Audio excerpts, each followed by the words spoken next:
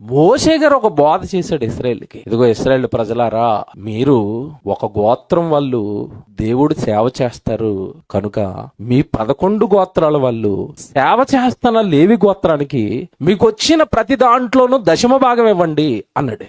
సేవలో ఉండిపోతారు గనక లేవి గోత్రం, మిగతా 11 గోత్రాల వాళ్ళు మీరు పంటలు పండించుకుంటున్నారు, మేకలు మేపుకుంటున్నారు, గొర్రెలు మేపుకుంటున్నారు, అదే కదండి ఆ రోజు వాళ్ళకి పని, ఉద్యోగాలు. మీ పనులు మీరు చేసుకుని మీ ఉద్యోగాలు మీరు చేసుకుంటున్నారు గనక సేవలో ఉండిపోయిన వాళ్లకు మీ 10వ భాగం ఇవ్వాలి, మీ ఆస్తిలో భాగం ఇవ్వాలి, మీ పంటలో ప్రథమ ఫలం ఇవ్వాలి అని చెప్పాడు. అంటే 10వ భాగం ఇవ్వండి అని చెప్పాడు. ఇప్పుడు 10వ భాగం ఎవరెవరికి ఇమ్మన్నారు? 11 గోత్రాల వాళ్ళు లేవి గోత్రానికి ఇవ్వాలి. ఇది మోషే గారి ద్వారా ఇశ్రాయేలుకి వచ్చిన బోధ, చట్టం. ఇప్పుడు సంఘాలలో సేవకులు ఏమడుగుతున్నారు? గొర్రెల రక్తాన్ని పిండుకుని త్రాగటం మొదలు పెట్టారండి. యేసుప్రభు చెప్పాడు, ఇది గొర్రెలను వాళ్ళు కనికరింపరు, వస్తున్న మంద మీద కనికరం ఉండదు.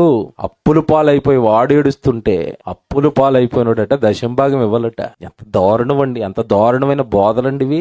మంద మీద కనికరం లేదు. నీ తమ్ముడో మీ చెల్లో మీ అక్కో అప్పులు పాలైపోయి ఏడ్చుకుంటా ఉంటే వాళ్ళ దగ్గరికి వెళ్ళి అప్పుల్లోంచి 10వ భాగం అంటవా? మోసపోతున్నారు, జాగ్రత్త.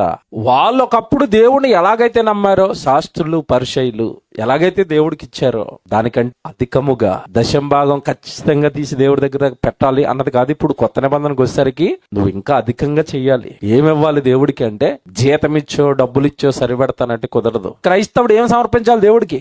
10వ భాగం సమర్పించిన లోకంలో పడి తిరుగుతానంటే కుదరదట. నువ్వే రావాలి ఇప్పుడు, నువ్వే కావాలి ఇప్పుడు, నీ దేహం కావాలి ఇప్పుడు, నీ జీవితం కావాలి ఇప్పుడు. ఇవి అంచె దినాలు. ఒకప్పుడైతే లేవి గోత్రం మాత్రమే సేవ చేసింది కనుక మిగతా గోత్రాల వాళ్ళు 10వ భాగాలు ఇచ్చారు. ఇప్పుడు అలా కుదరదు. క్రైస్తవుడు అంటే పాస్టర్ గారు సేవ చేయటం, మిగతా వాళ్ళందరూ 10వ భాగాలు ఇవ్వటం కాదు.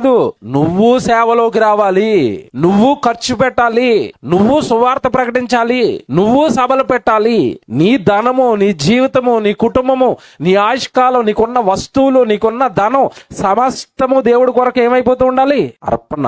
నువ్వే కావాలి ఇప్పుడు నాకు. ఒకప్పుడు వాళ్ళు చిన్నపిల్లలు ఇశ్రాయేలీయులు అప్పుడప్పుడే దేవుడి దగ్గరికి వచ్చారు గనక చిన్న చిన్నవి ఇవ్వండి, 10వ భాగాలు ఇవ్వండి సరిపోద్ది అన్నాడు. ఇప్పుడు క్రైస్తవుడు అంటే ఆత్మజ్ఞానానికి వచ్చేసిన వాడు, పరలోకం ఏంటో తెలిసిపోయిన వాడు, చచ్చిపోతే మరణం తర్వాత పరలోకం ఉందని ఎరిగిన వాడు, ఈ లోకంలో ఏమీ లేవని ప్రాక్టికల్ గా కళ్ళ ముందు అన్ని చక్కగా నేర్పించేశాడు దేవుడు.